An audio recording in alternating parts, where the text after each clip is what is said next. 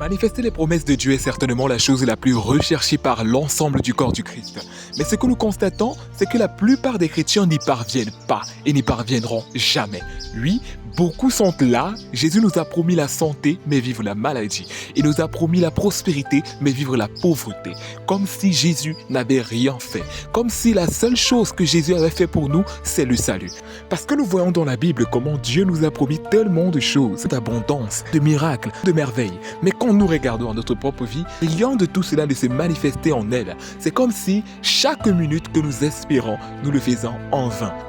Je tiens donc à te choquer particulièrement en te disant, ta vie n'a pas besoin d'être aussi médiocre qu'actuellement, car Dieu a fait beaucoup de promesses de manière à t'aider à véritablement vivre une vie meilleure, à te permettre de vivre une vie totalement dépourvue de tout ce que tu vis, que ce soit la maladie, la souffrance, le manque financier, que ce soit la pauvreté ou toute autre forme de handicap, qu'il soit spirituel, matériel, intellectuel ou sur quelque autre plan.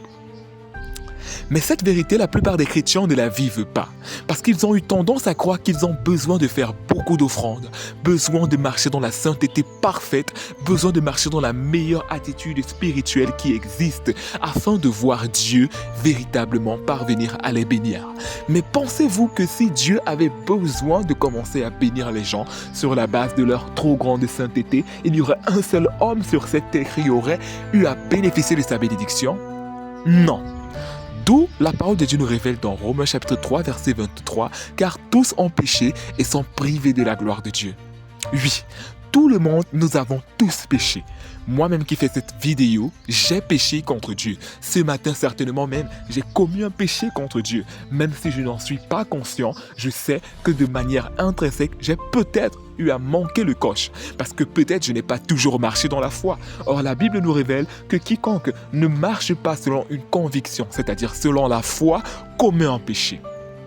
Tu dois arrêter de croire que ton bon comportement te donnera d'être exaucé de Dieu, tes offrandes ou quel que soit ce que tu pourrais faire ou déciderais de faire aujourd'hui pour véritablement activer cela.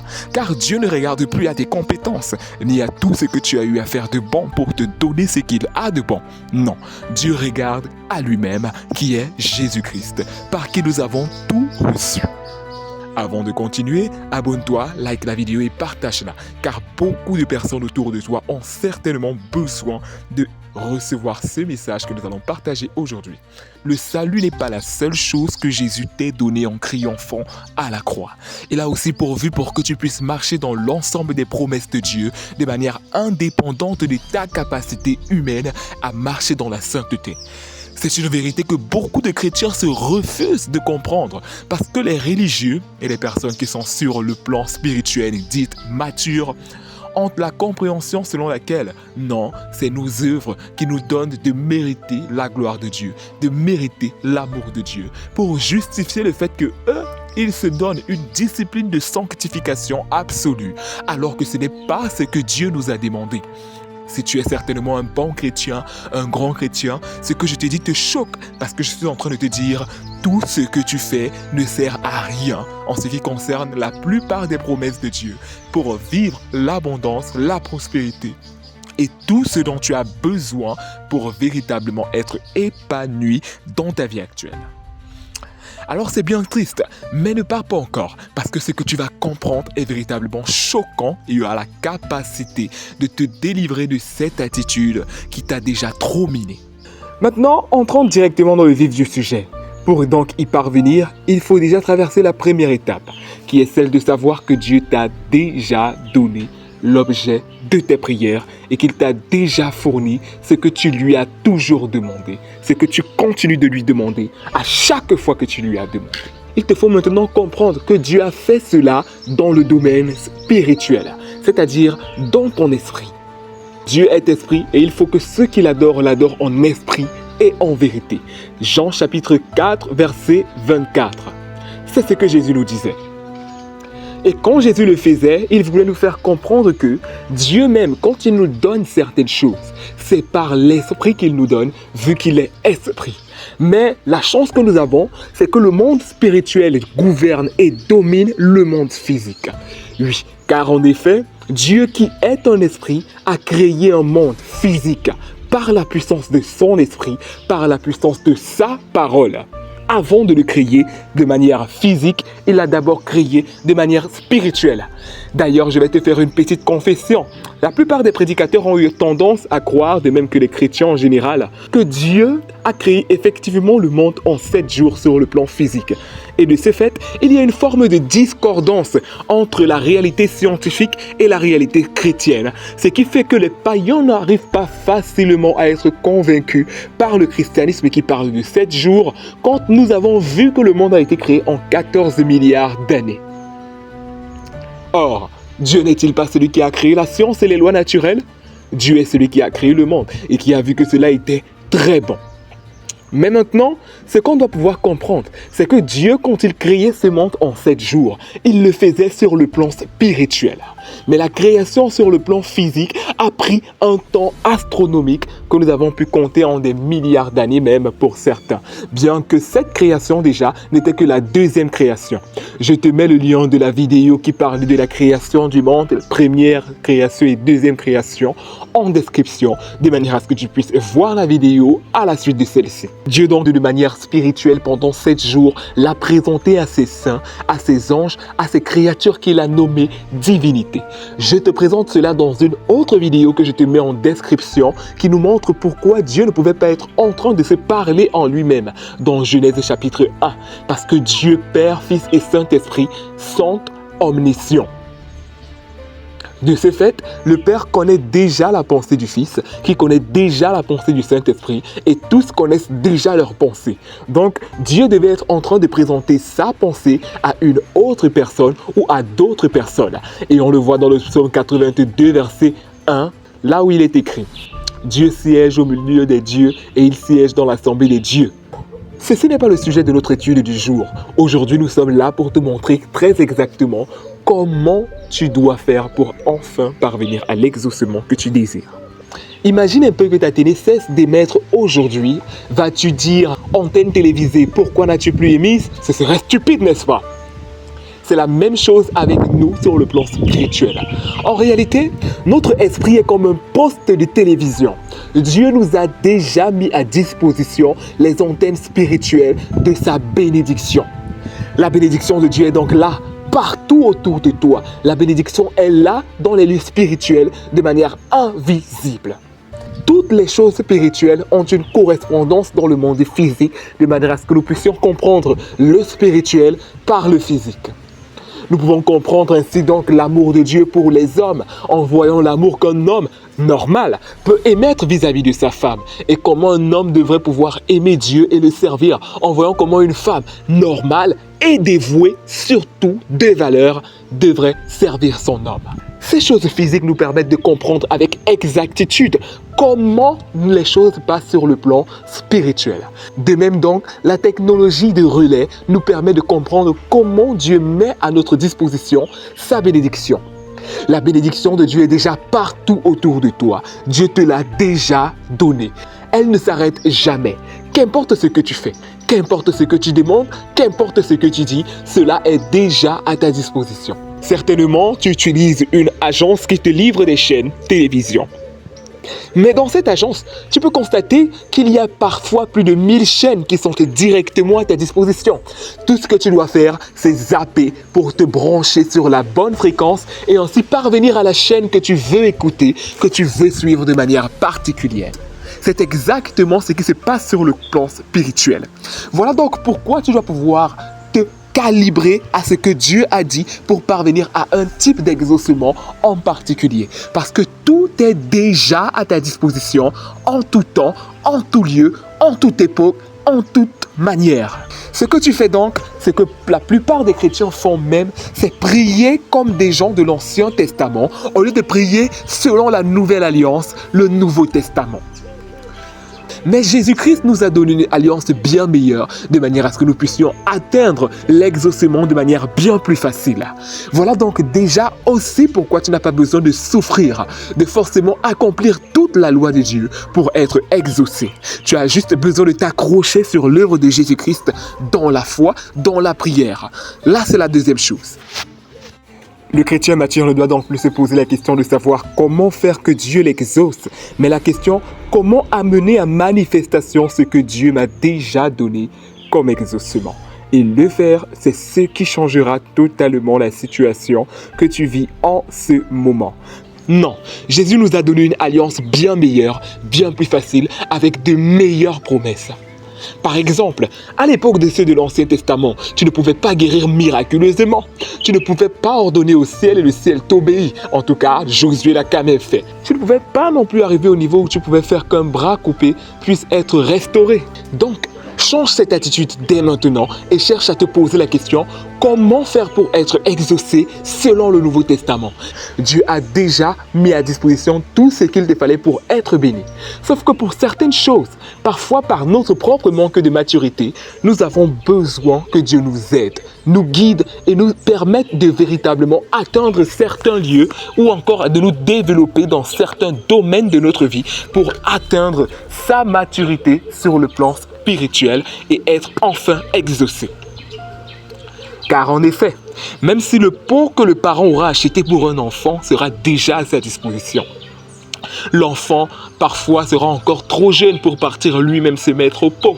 Parfois, l'enfant aura des couches. C'est vrai, les couches sont déjà à disposition, mais c'est quand l'enfant va pleurer parfois que le père va pouvoir s'alarmer pour se dire « Ok, il faut que je change les couches de l'enfant maintenant. Il a certainement faim, il est en train de pleurer. Il a certainement soif, il est en train de pleurer. » Et parfois donc, nous avons effectivement besoin de prier à certains niveaux de maturité spirituelle aussi. Sauf qu'en évoluant, notre vie ne doit pas rester les pleurs. Parce que ce n'est pas parce qu'avant, quand tu étais enfant, que tu étais plus jeune, tu avais besoin de pleurer pour que ton parent fasse ce que tu as besoin qu'il fasse pour lui, qu'en grandissant, tu auras toujours besoin de pleurer de la même manière. Il y aura un temps où tu auras besoin de juste demander, juste présenter ta situation au parent et le parent fera très exactement ce qu'il faudra pour t'exaucer. Puis il y aura un temps où le parent aura déjà tout simplement mis ce qu'il te faut à disposition et te dira « Ok, ceci est déjà à ta disposition. Lève-toi, va et prends le juste. » Les choses sont déjà à notre disposition, mais au lieu de les prendre et de s'en charger et de faire certaines choses nous-mêmes, nous prenons encore sur nous le temps de faire comme si nous étions des enfants. Ce que je dis est très profond. Parce que beaucoup de personnes font malheureusement cette erreur et s'imaginent être en train de prier. C'est pourquoi au début de ta marche chrétienne, par exemple, tu voyais que tu pouvais prier Dieu pour certains sujets et il t'exauçait de manière directe, n'est-ce pas? La plupart des chrétiens ont vécu ça. La plupart des chrétiens au début, ils ont vu comment Dieu les exauçait de manière directe, de manière instantanée et les choses ne duraient même pas pour s'accomplir dans leur vie. Mais plus ils évoluaient, plus l'exaucement devenait difficile. C'est parce qu'au fur et à mesure que tu deviens mature auprès de Dieu, la manière d'être exaucé pour certains sujets change en fonction de ta maturité dans ces sujets. C'est très révélateur ce que je suis en train de te dire. Et tu dois le comprendre dès aujourd'hui si tu veux véritablement arriver au niveau où tu vas manifester l'exaucement en tout temps et en tout lieu. Tu dois donc le comprendre.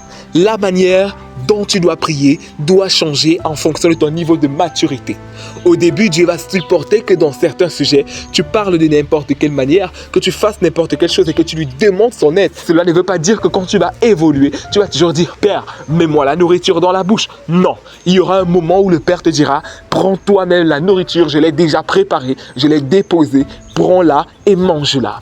Puis il y aura même un niveau où quand tu auras grandi, surtout si tu es une femme, à ce niveau-là, on va te dire, voici, les condiments sont déjà là, les ingrédients sont déjà là, prends-les, cuisine-les juste et mange toi-même. Et c'est comme ça que Dieu fonctionne sur le plan spirituel. Et c'est ce que tu dois absolument comprendre au sortir de cet enseignement. Oui, il y aura des niveaux où Dieu va mettre les choses à disposition, il va juste te dire, fais-le toi-même. Dieu ne va plus te donner la manne, il va te donner la terre de Canaan qui est déjà bénie de manière à ce que tu la cultives.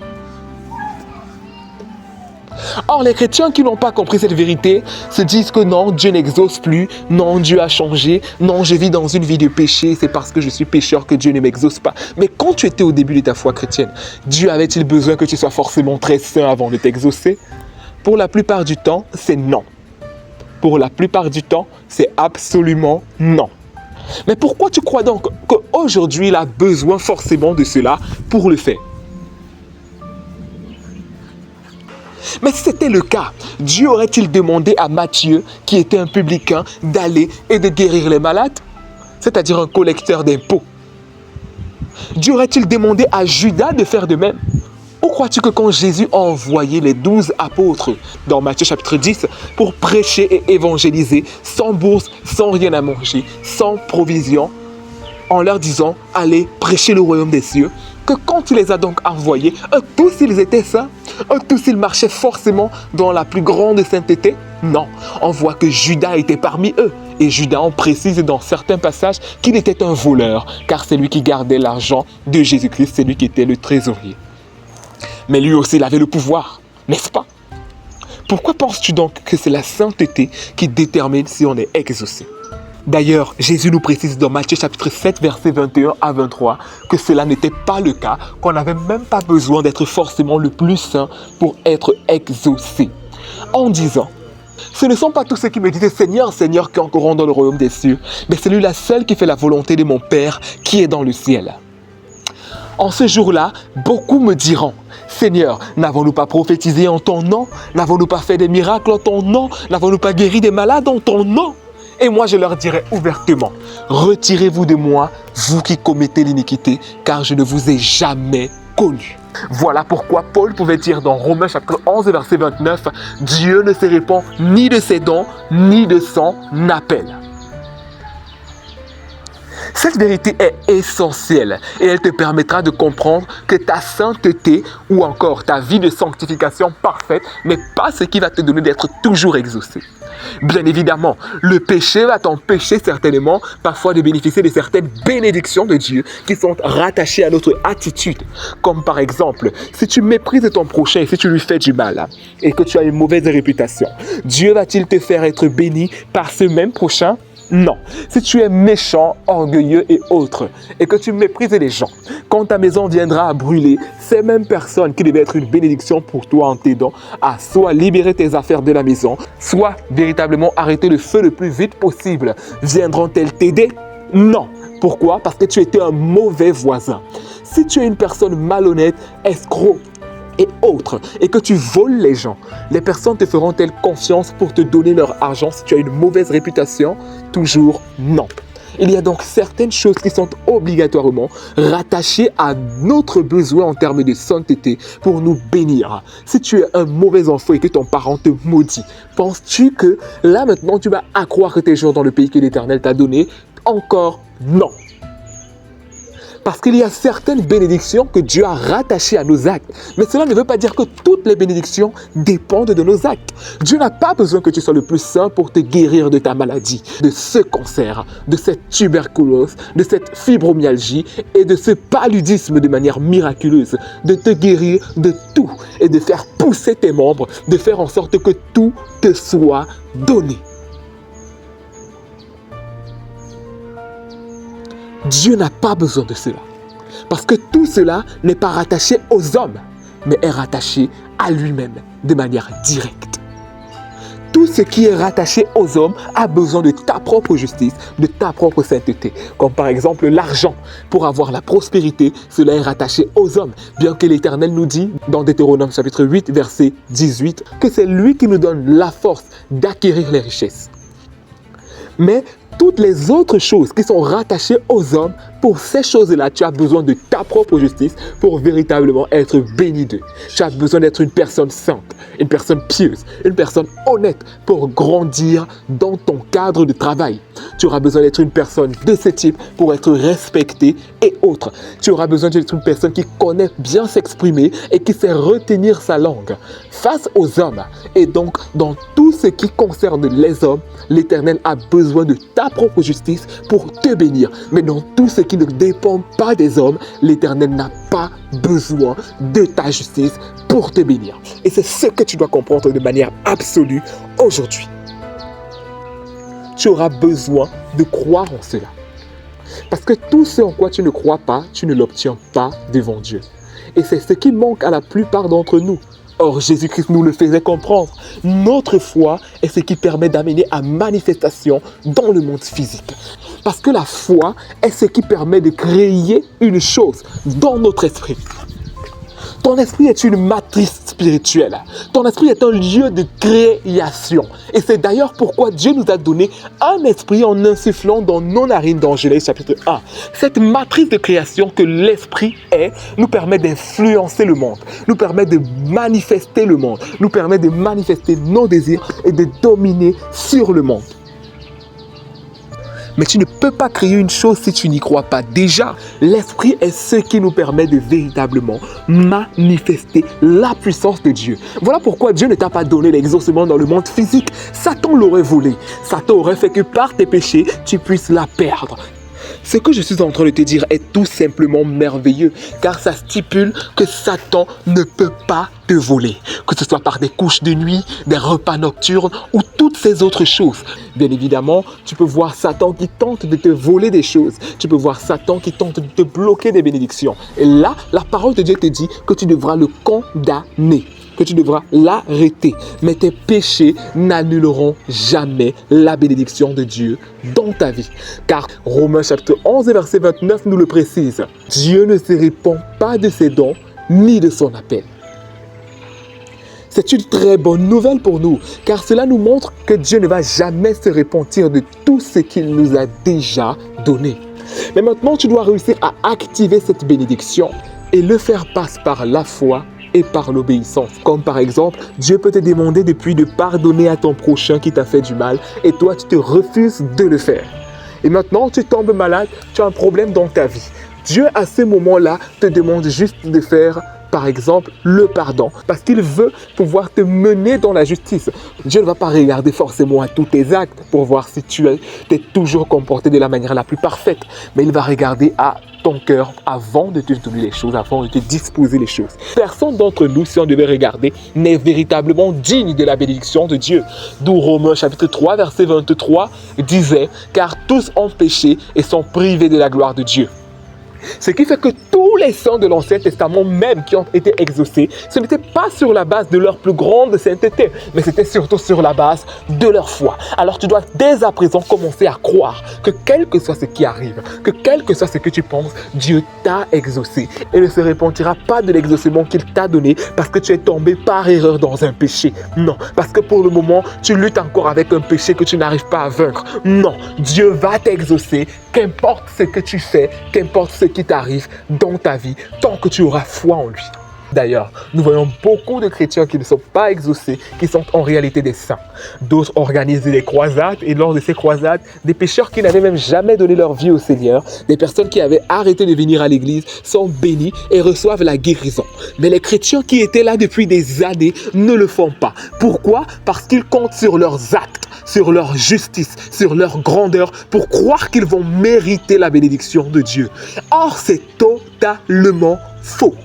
Ce n'est ni ta justice, ni tes actes, ni ta bonté qui te donnent la bénédiction de Dieu. C'est uniquement la grâce de Dieu qui s'active au moyen de la foi.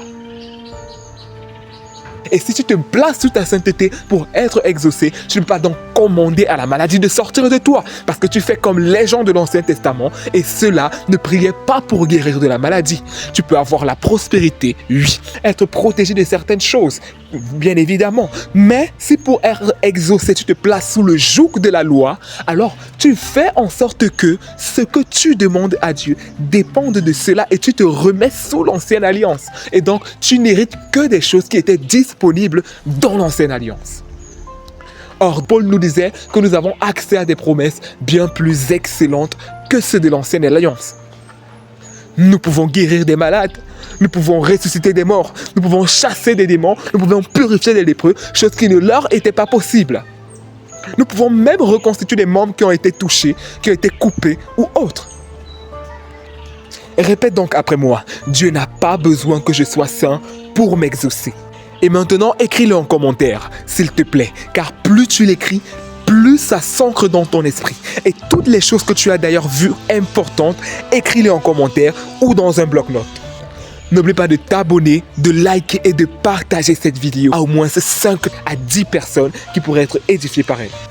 Jésus a dit, si quelqu'un dit à cette montagne, ôte-toi de là et jette-toi dans la mer, et qu'il ne doute point en son cœur, mais croit que ce qu'il dit arrive, il le verra s'accomplir. Marc 11, 23. Nous devons parler aux choses, croire que ce que nous avons demandé nous a déjà été donné et attendre jusqu'à le voir.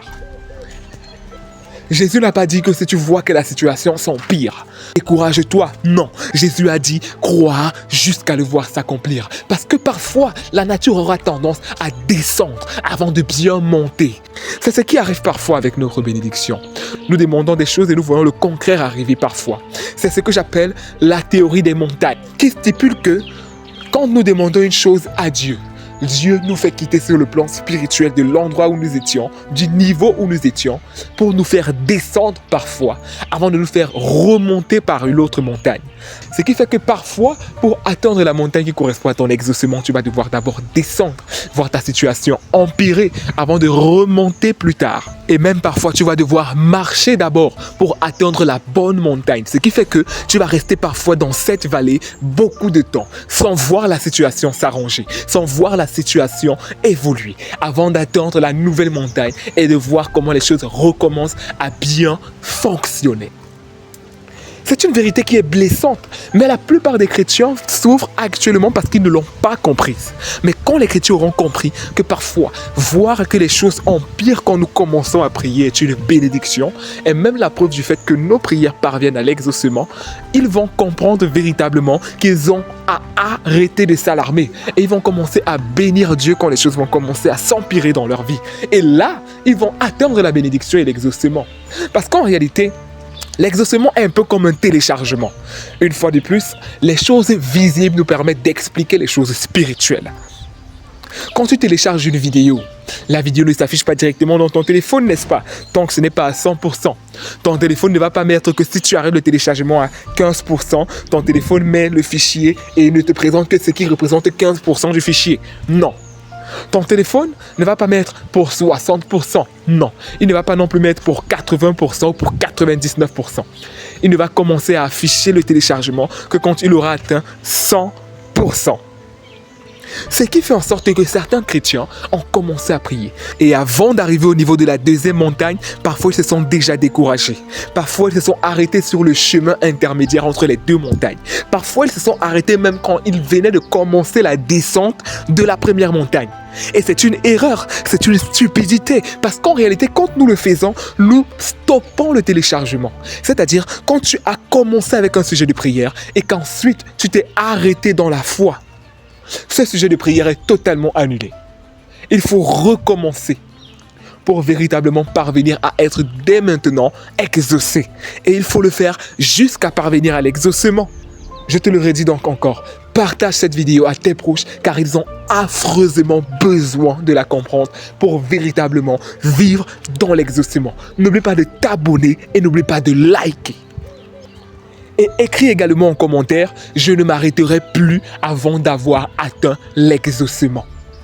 Et contrairement à ce qu'on pourrait croire, certains chrétiens, quand ils ont commencé à atteindre la deuxième montagne et qu'ils ont commencé à avoir un certain niveau de prospérité ou de stabilité, ils s'arrêtent de prier parce que les choses commencent à devenir un peu plus confortables. Or, c'est encore une erreur parce que Dieu veut te donner un niveau supérieur, un niveau de meilleur, un niveau de perfection. Mais toi, tu t'arrêtes quand tu commences à atteindre la deuxième montagne qui te donne une forme de prospérité ou une forme de stabilité comparément à ce que tu venais de traverser. Et c'est une erreur parce que beaucoup d'entre nous, nous nous contentons des choses alors que Dieu ne veut pas qu'on se contente. Dieu veut qu'on vise le meilleur de Dieu. Confesser de sa bouche a ceci de merveilleux qu'en réalité, cela nous donne la capacité réelle d'amener les choses à exaucement. La bouche est le seul organe que Dieu nous ait donné qui puisse nous permettre de manifester la foi. Tes yeux ne te permettent pas de manifester la foi. Tes oreilles ne te permettent pas de manifester la foi. Ton nez ne te permet pas de manifester la foi. Ni aucun autre, ni ton palais. Cela non plus ne te permet pas de manifester la foi.